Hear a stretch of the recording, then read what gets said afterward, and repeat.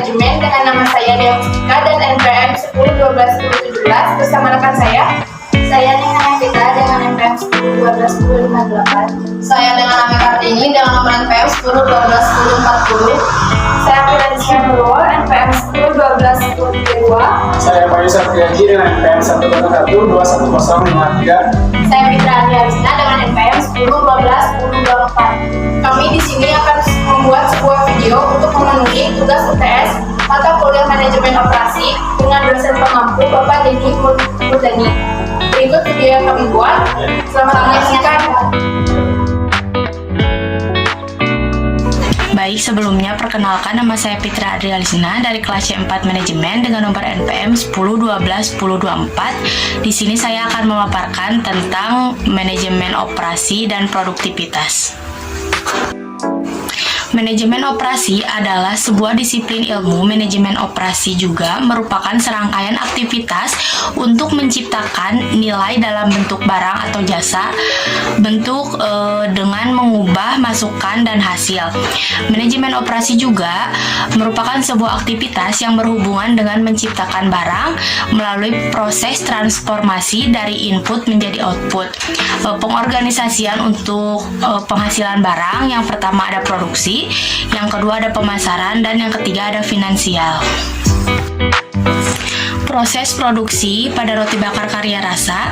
Yang pertama, campurkan semua bahan seperti tepung terigu, mentega, dan pengembang. Yang kedua, dimasukkan air hangat kepada bahan yang telah dicampurkan. Yang ketiga, dicampurkan secara merata hingga semua bahan menyatu dengan sempurna. Yang keempat, tunggu roti hingga menggumpal.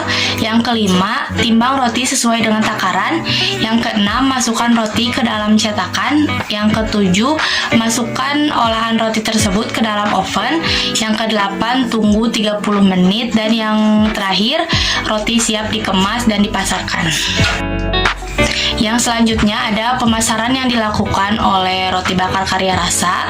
Roti bakar karya rasa ini harga jual yang ditawarkan sangat bervarian mulai dari 13.000 hingga 20.000 rupiah seperti yang ada di daftar harga produk. Lalu ada distribusi. Sistem penjualan yang dilakukan oleh roti bakar karya rasa yaitu secara offline, dan perusahaan ini juga mempunyai beberapa cabang yang tersebar di wilayah Bandung. Yang pertama itu ada di Jati Handap, yang kedua ada di Padasuka, yang ketiga di Bojongkoneng, yang keempat ada di Sadang Serang, yang kelima di Kiara Condong, dan yang terakhir ada di Babakan Sari. Yang selanjutnya ada perkiraan produk atau marketing plan. Produk roti bakar karya rasa dapat bertahan selama 24 jam. Jadi saat kalian membeli produk ini sebaiknya langsung dikonsumsi, karena kualitas kontrol dalam produk ini juga dilakukan pengecekan agar kualitas roti yang dihasilkan berkualitas baik. Tetapi untuk roti ini bertahannya selama 24 jam. Analisis SWOT pada perusahaan roti bakar karya rasa. Yang pertama ada strike. 1. Memastikan harga roti terjangkau bagi konsumen agar mudah dibeli oleh semua kalangan. Yang kedua, usahakan memantau target konsumen pasar yang jelas seperti anak-anak, dewasa, dan orang tua. Yang ketiga, pastikan pengelolaan mudah dan cepat serta higienis. Yang kedua ada weakness. Kurangnya varian rasa yang tersedia dan penyajian roti bakar yang terkadang suka gosong. Yang selanjutnya ada opportunity. Yang kesatu, modal dana yang dibutuhkan tidak banyak. Yang kedua, bisa menjadi peluang bisnis yang menjanjikan. Yang ketiga, menjadi cemilan bagi banyak kalangan. Terus yang terakhir ada trade. Yang pertama, munculnya jajanan-jajanan yang lebih menarik. Yang kedua, munculnya para kompetitor roti bakar yang lebih bagus dari segi promosi ataupun dari segi penjualan. Yang ketiga, kurangnya minat pembeli yang membeli roti bakar. Yang selanjutnya ada produktivitas. Produktivitas adalah istilah umum yang sering digunakan pada berbagai model bisnis. Dalam hal ini, Faktor peluang penting untuk menunjang keberhasilan bisnis. Bisnis adalah produktivitas. Produktivitas adalah kegiatan yang menghasilkan suatu produk dapat memanfaatkan sumber daya manusia lebih efektif dan efisien. Analisis produktivitas yang ada di perusahaan Roti Bakar Karya Rasa ini, alamatnya yaitu ada di Jalan Jati Handap, ukuran pabriknya menengah, mesinnya yaitu menggunakan oven yang bisa dilihat di gambar. Cara penggunaan mesinnya, mesin digunakan untuk membuat roti yaitu oven dengan suhu 60 derajat Celcius dengan kelembaban 75%. Yang selanjutnya ada faktor organisasi. Organisasi yang diterapkan di perusahaan Roti Bakar Karya Rasa. Yang pertama ada tanggung jawab dengan pekerjaan yang diberikan. Yang kedua ada keahlian pekerja. Pekerja harus memiliki keahlian di bidang roti agar menghasilkan roti yang berkualitas tinggi.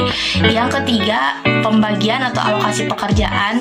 Jadi pekerja harus mengetahui dan dapat mencapai semua yang dia kerjakan. Faktor manajemen yang harus dilakukan oleh perusahaan yaitu memberikan motivasi yang tinggi kepada karyawan, didukung dengan pemanfaatan teknologi untuk meningkatkan kinerja dan produktivitas pada barang yang dihasilkan. Faktor produktivitas yang pertama itu ada kualitas. Produk Roti Karya Rasa ini memiliki kualitas yang sangat baik karena diproses menggunakan bahan-bahan yang berkualitas, mulai dari bahan baku hingga bahan penolong. Bahan baku yang digunakan dalam perusahaan ini juga ada tepung terigu, mentega, dan pengembang. Di sini saya akan menjelaskan mengenai strategi operasi. Ada 10 poin yang akan saya bahas. Untuk yang pertama, ada penjelasan mengenai alasan perusahaan roti bakar menjadi suatu global. Yang pertama ada efisiensi biaya. Perusahaan memilih alokasi yang mudah dan ditemui oleh masyarakat. Pemasaran roti bakar ini dipasarkan dengan tempat yang sangat strategis. Lalu memanfaatkan kesepakatan dagang. Perusahaan ini berdiri dan dijalankan oleh pegawai-pegawai yang sebelumnya telah sepakat untuk saling membantu untuk membangun perusahaan roti bakar ini. Lalu ada perbaikan manajemen rantai pasokan. Tempatkan fasilitas atau pemasaran dan juga proses pembuatan roti di tempat yang banyak. Akan halnya dengan sumber daya manusia dan rantai pasokan yang terjamin untuk berjalannya perusahaan roti tersebut. Lalu pemberian produk yang lebih baik. Tempatkan perusahaan roti ini di negara sebelum adanya izin dari pemerintah dan jangan dulu disebarluaskan jika belum ada izin atau belum ada izin dari pemerintah tersebut. Lalu budayakanlah dan terapkanlah budaya untuk pemasaran roti bakar ini.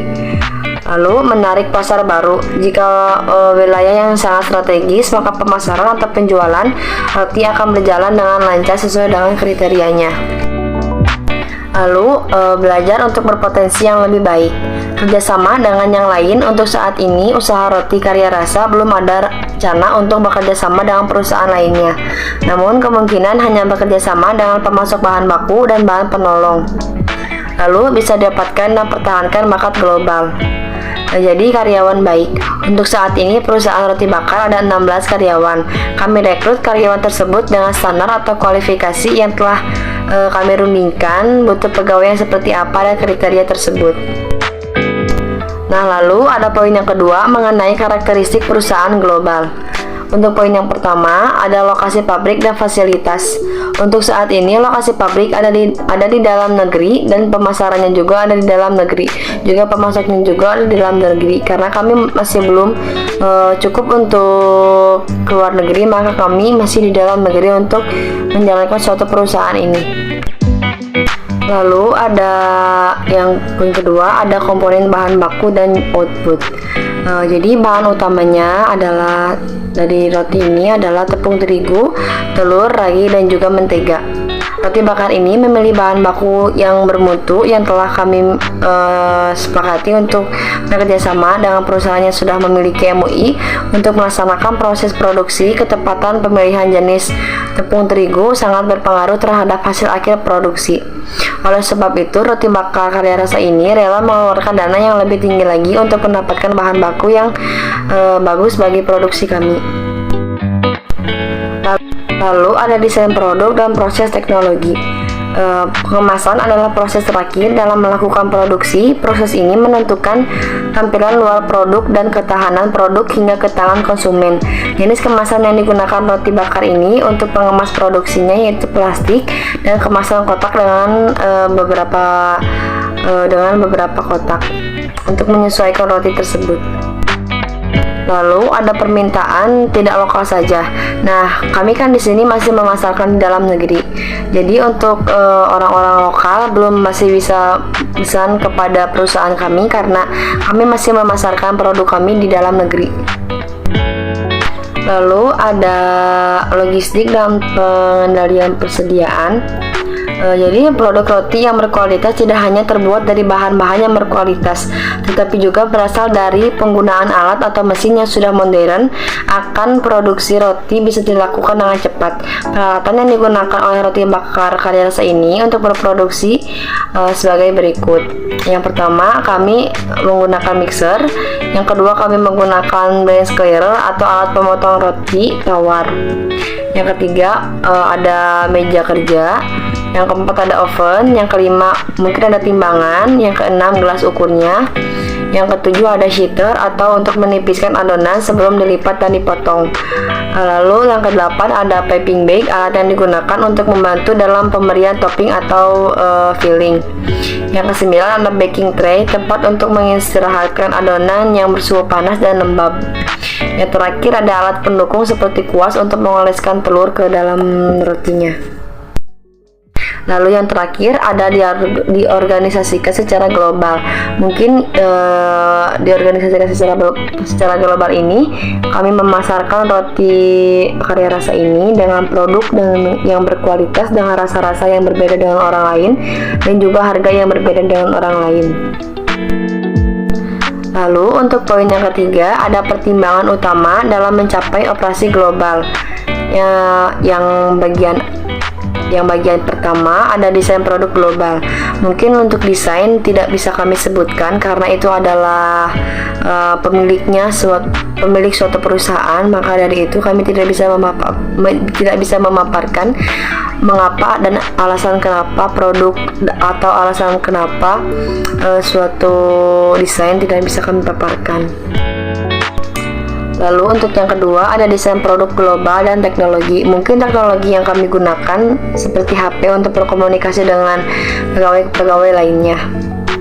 Lalu ada analisa lokasi fasilitas global. Mungkin kami bisa menjelaskan di sini cara kami untuk memasarkan produk roti bakar ini.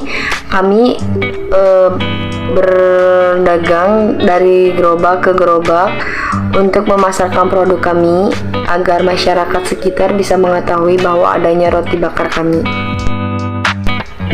Lalu yang terakhir ada dampak budaya dan etika. Mungkin dampak budaya yang kami lakukan di sini, kami masih menggunakan budaya Sunda. Lalu ada poin yang keempat mengenai mengelola operasi jasa yang di dunia global ada 4. Yang pertama, menentukan apakah orang maupun fasilitas mencukupi untuk menjaga eksistensi jasa yang diberikan. Mungkin fasilitas untuk karyawan yang kami sediakan di perusahaan, yaitu kami menyediakan gerobak, kami menyediakan beberapa alat untuk mereka bisa gunakan. Yang kedua, mengidentifikasi pasar asing yang masih terbuka yang tidak dikontrol pemerintah. Nah, mungkin di sini kami bisa jelaskan sedikit mengenai orang-orang asing yang berada di sekitar Indonesia. Mungkin di sini kami hanya bisa melihat bahwa mereka orang-orang asing yang berjualan di sini dengan tekad mereka untuk menurunkan beberapa produk-produk mereka di dalam negeri kami. Yang ketiga, menentukan jasa apa yang paling banyak diminati oleh konsumen luar negeri. Mungkin jasa-jasa yang mereka butuhkan di sini sebagai seorang pemimpin perusahaan, mungkin karena mengambil alih pekerjaan dari orang Indonesia sama orang asing. Yang keempat, menentukan bagaimana mencapai konsumen global. Kami menggunakan strategi untuk mencapai konsumen-konsumen yang ada di sekitaran kami gitu. Untuk visi perusahaan, yang pertama, perusahaan roti ini berdiri karena awalnya seorang pemimpin ini bekerja di suatu perusahaan lalu ia ingin mengembangkan pabrik roti yang baru yang dipimpin olehnya. Yang kedua, perusahaan roti ini berfokus pada pencapaian banyaknya karung terigu yang telah mereka pakai untuk satu bulannya. Lalu mereka melihat perbedaannya atau perbandingannya setiap 1 bulan 1 kali. Yang ketiga, perusahaan ini akan menyajikan roti-roti yang berkualitas, empuk dan enak, juga dengan rasa yang berkualitas. Bentuk rasa atau perusahaan roti bakar ini pun mencakup harga yang sangat murah yang berbeda dengan kualitas orang lain. Lalu ada strategi perusahaan. Yang pertama, pentingnya promosi sebagai strategi perusahaan. Nah, di sini juga kami bisa menggunakan strategi-strategi ini atau promosi kepada masyarakat sekitar agar para konsumen lebih mengetahui seberapa enaknya roti bakar yang kami jual. Lalu untuk poin yang kedua, ciptakan brand awareness. Nah, di sini mungkin karena target konsumen kenali produk yang ditawarkan, promosi akan diciptakan brand awareness sampai target konsumen mengetahui tentang produk kami yang seperti tadi saya sudah bilang. Lalu ada membangun merek. Saat ini jika produk kami sudah dikenal serta target konsumen sudah banyak kenal pada produk, langkah yang selanjutnya yaitu saya perlu ciptakan kesan baik serta positif di produk yang dijual. Lalu ada ciptakan loyalitas konsumen dan tingkatkan penjualan produk. Melakukan promosi membuat loyalitas dari konsumen pun akan sangat meningkat. Loyalitas konsumen ini penting sekali agar target konsumen tak beralih ke supplier lainnya. Lalu ada strategi pemasaran roti bakar. Strategi ini sangat penting sekali untuk kami memasarkan suatu produk agar produk kami bisa terkenal di kalangan masyarakat sekitar. Lalu yang ketujuh, ada strategi untuk keunggulan kompetitif. Di dalamnya ada kekurangan dan kelebihan dari perusahaan roti bakar ini. Untuk kekuatannya, ada produk telah memiliki. Jadi untuk kelebihannya, yang pertama ada SDM yang terampil, yang kedua ada harga yang terjangkau, yang ketiga mutu produksi yang bersaing, yang keempat memiliki mesin produksi yang baik, yang terakhir ada keragaman produk. Itu buat kelebihannya. Lalu ada kekurangannya, yaitu lokasi usahanya yang mungkin masih belum bisa kami lakukan untuk menyebarluaskan produk kami dari gerobak ke gerobak. Lalu ada promosi belum efektif. Jadi promosi yang kami laksanakan itu sebenarnya belum efektif karena keterbatasan teknologi juga, tempat pemasaran yang terbatas. Jadi untuk pemasaran produk kami belum minta izin kepada warga masyarakat untuk memasarkan produk kami. Lalu ada produksi yang terbatas. Produksinya mungkin jadi kami bisa terpatok gitu, kayak misalkan 1 bulannya harus berapa karung gitu. Jadi belum bisa membebaskan karyawan untuk membuat roti bakar ini. Yang terakhir ada tidak adanya pengelolaan khusus website dan media sosial. Dan seperti yang tadi saya bilang, kami keterbatasan teknologi, maka dari itu untuk website atau media sosial masih belum bisa kami laksanakan seperti itu. Lalu ada peluang, yaitu yang pertama meningkatkan permintaan masyarakat terhadap roti, yang kedua bahan baku mudah didapatkan, yang ketiga kemajuan teknologi dan informasi, yang keempat ada varian rasanya yang digemari oleh masyarakat, yang terakhir dukungan pemerintah terhadap UMKM. Lalu ada ancamannya, yang pertama tingginya tingkat pesaing, yang kedua adanya produksi sejenis dengan harga yang lebih murah, yang ketiga terdapatnya varian rasa yang ditawarkan oleh perusahaan lain, yang terakhir atau yang keempat sarana transportasi yang tidak mendukung. Lalu ada poin yang ke-8 mengenai isu dan strategi operasi global. Poin yang pertama, strategi operasi, arah untuk mengambil keputusan. Yang kedua, visi perusahaan. Yang ketiga, keputusan yang konsisten. Jadi arah untuk mengambil keputusan, kami di sini memutuskan untuk menjual roti dengan harga sekitar segitu agar para konsumen bisa memilih roti kami untuk menjadikan makanan. Visi perusahaannya mungkin visinya kami belum tahu karena emang belum dipaparkan oleh perusahaan tersebut. Terus yang ketiga ada keputusan yang konsisten. Mungkin keputusan ini bisa diambil karena adanya konsisten dari pegawai dan juga pimpinan. Yang poin ketiga ada analisis eksternal. Jadi bisa dilihat bahwa faktor internal perusahaan dan faktor eksternal perusahaan pada tingkat yang terluas. Perumusan strategi bersaing harus mempertimbangkan 4 faktor utama yang menentukan batas-batas yang dapat dipercayai oleh perusahaan dengan berhasil. Kekuatan dan kelemahan perusahaan akan kami lakukan jika perusahaan kami memiliki kelemahan, yaitu beberapa yang tadi sudah saya sebutkan. Maka kelemahan tersebut akan kami lebih tindak lanjuti agar menjadi suatu kekuatan bagi kami ke depannya.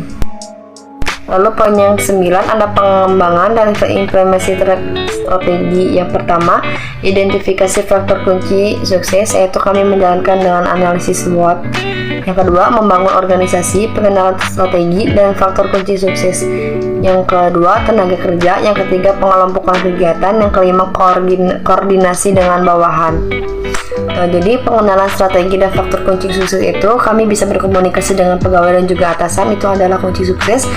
Karena dengan adanya komunikasi maka perusahaan pun akan terjalin dengan benar. Lalu ada tenaga kerja yang kami butuhkan tidak banyak, hanya dengan mereka bertanggung jawab dan juga jujur, amanah.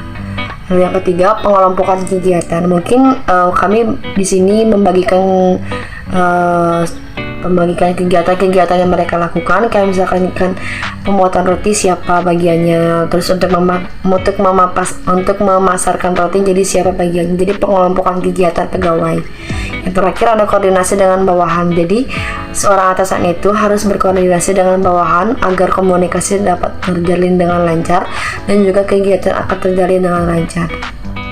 Poin yang ketiga, menyelaraskan MO dengan kegiatan lain, keterkaitan dengan pemasaran, SDM, keuangan, dan juga informasi.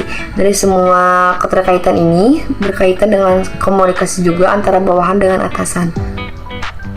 Lalu yang terakhir ada kesimpulan.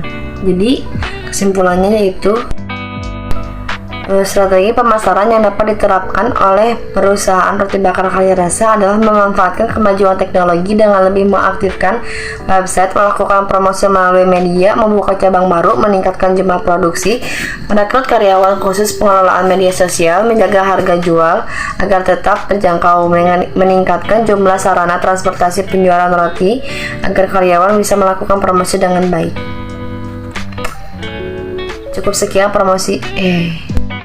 Cukup sekian yang bisa saya paparkan. Terima kasih. Wassalamualaikum warahmatullahi wabarakatuh.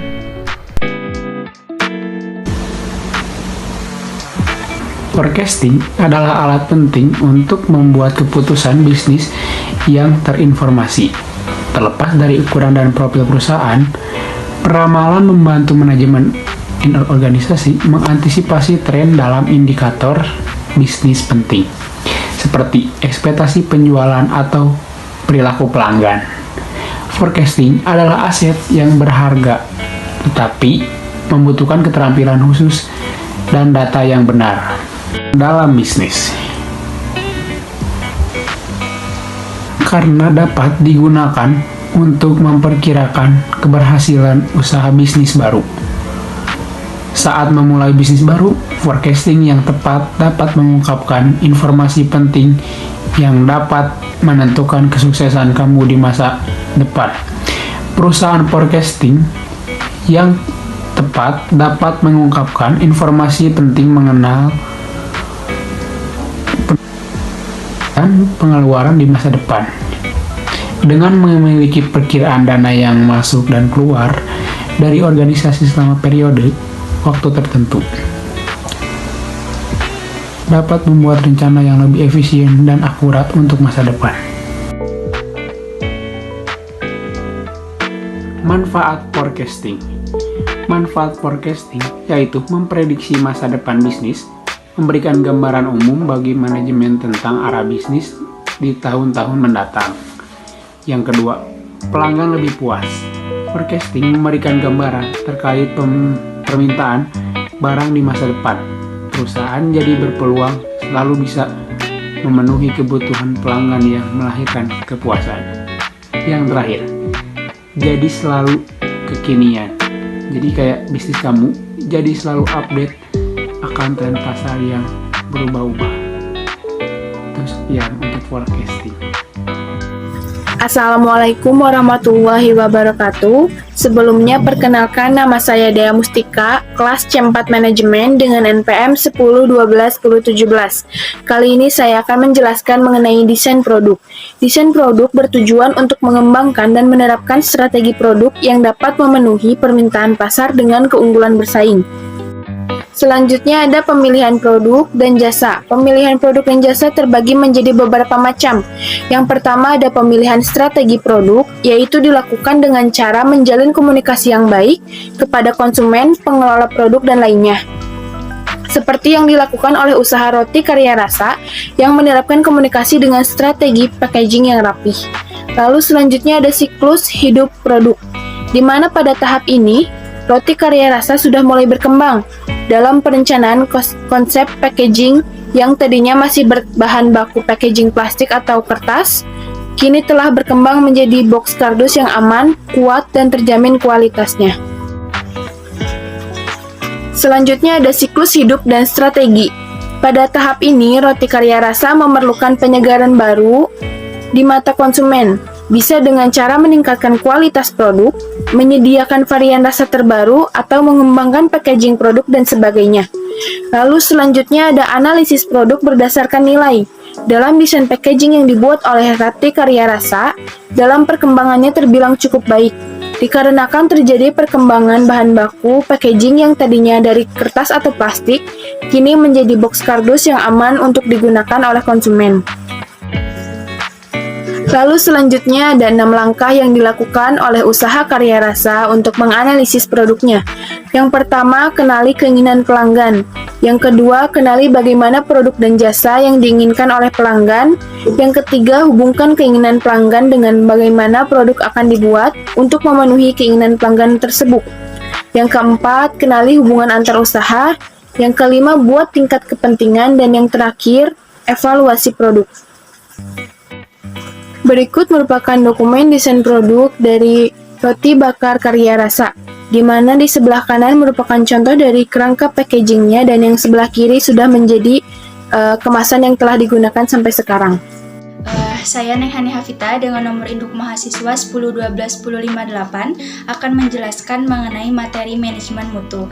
Manajemen mutu merupakan suatu tindakan yang dilakukan oleh perusahaan Karya Rasa untuk meningkatkan kualitas dalam jangka panjang untuk meningkatkan kepuasan pelanggan yang mencakup rangkaian aktivitas seperti menentukan standar kualitas, peraturan yang diperlukan, dan aspek lain yang dapat menentukan kualitas produk roti bakar Karya Rasa. Komponen manajemen mutu dibagi menjadi 4. Yang pertama quality planning, yang kedua quality improvement, yang ketiga quality control, yang keempat quality assurance, dan juga ada proses manajemen mutu yang dibagi menjadi 2 proses. Yang pertama proses perencanaan dan strategi mutu, dan yang kedua implementasi perencanaan mutu. Yang pertama dari komponen manajemen mutu adalah quality planning. Quality planning ini merupakan sebuah proses pembuatan standar kualitas dan cara mencapainya agar komponen yang lain dapat terlaksana dengan optimal. Contohnya adalah agar kualitas roti bakar yang dihasilkan oleh Karya Rasa ini bagus, maka dibutuhkan kualitas bahan baku yang baik dan juga keseimbangan resep formula yang pas untuk menciptakan rasa yang lezat untuk meningkatkan kepuasan pelanggan. Yang kedua adalah quality improvement, yaitu untuk meningkatkan kualitas produk yang sedang diproduksi agar proses lebih optimal dan kualitas produk yang dihasilkan dapat dipercaya kualitasnya oleh pelanggan. Contohnya adalah dalam proses produksi yang dilakukan, roti bakar Karya Rasa ini menggunakan bahan baku yang baik dan juga berkualitas sehingga menghasilkan produk yang berkualitas juga dan juga menjaga kebersihan dari alat-alat produksi yang digunakan. Yang ketiga adalah quality control, di mana quality control ini adalah sebuah pengawasan yang dilakukan oleh pengelola untuk mengawasi proses produksi sesuai dengan standar yang sudah ditentukan dari awal sehingga tetap menghasilkan produk yang berkualitas. Contohnya adalah dalam proses pembuatan roti bakar ini, pemilik atau pengelola mengawasi para karyawannya untuk membuat roti bakar sesuai dengan standar yang sudah ditentukan di awal sehingga konsumen mendapatkan kepuasan dan akan membeli kembali, yaitu quality assurance atau sebuah tindakan yang dilakukan untuk memastikan bahwa produk yang dibuat itu menggunakan standar yang sudah ditentukan gitu. Contohnya adalah pada saat proses pengawasan dalam proses pembuatan roti bakar tersebut harus dilakukan dengan baik sehingga tidak ada pembuatan roti bakar yang harus diperbaiki dan tidak ada komplain yang dilakukan oleh pelanggan. Selanjutnya adalah proses manajemen mutu.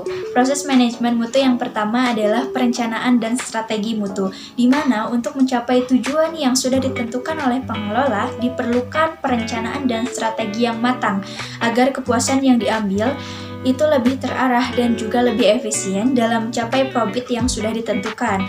Kemudian harus adanya tahap perencanaan strategi yang harus dianalisis untuk mengetahui kebutuhan apa sih yang benar-benar diinginkan oleh konsumen sehingga roti bakar tersebut dapat memenuhi kepuasan pelanggan.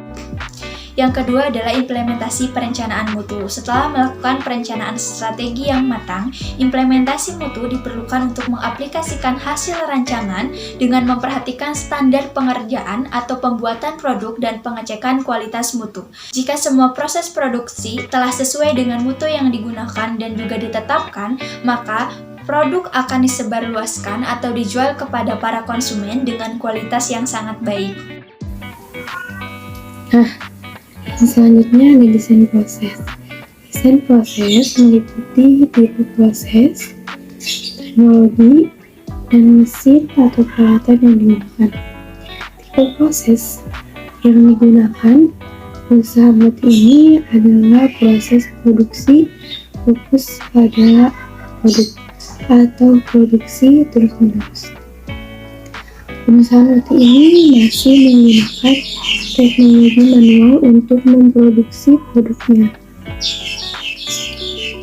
Dan perusahaan ini juga hanya memiliki mesin atau peralatan yang sederhana saja, seperti mesin pengaduk dan pemanggangan. Yang selanjutnya ada diagram ahli roti bakar. Step yang pertama dari terigu, yang kedua ada pencampuran pencampuran antara terigu, mentega, dan pengembang. Dan yang ketiga ada pencampuran kedua, yaitu bahan tadi yang sudah dicampurkan dimasukkan air. Dan maaf, ini ralat. Yang keempat ada fermentasi selama 15 menit.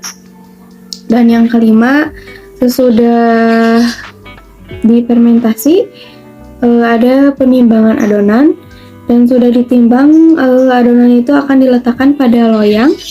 Setelah semuanya diletakkan pada loyang, dilakukan pemanggangan selama 30 menit. Dan bila sudah dilakukan pemanggangan, roti akan dikemas dan lalu dipasarkan ke setiap pedagang roti bakar. Dan setelah itu, roti yang tadinya sudah dipanggang akan dipanggang kembali dan ditambahkan isian berupa selai atau topping, lalu menjadilah roti bakar dan siap untuk dijual. Lalu yang selanjutnya ada pemetaan fungsi nilai. Yang pertama, pelanggan memesan roti bakarnya akan masuk kepada pelayanan. Pelayanan mencatat pesanannya dan ada pengendalian produksi. Pelanggan akan menunggu untuk dilayani atau dibuatkan pesanannya, dan ada masuk ke proses produksi. Penjual akan melakukan pembuatan pesanan pelanggannya. Lalu setelah itu selama sekitar 10 menit produk akan siap disajikan. Lalu sudah disajikan akan diterima oleh pelanggan. Sekian pemaparan dari kelompok kami. Mohon maaf bila ada kesalahan. Wassalamualaikum warahmatullahi wabarakatuh.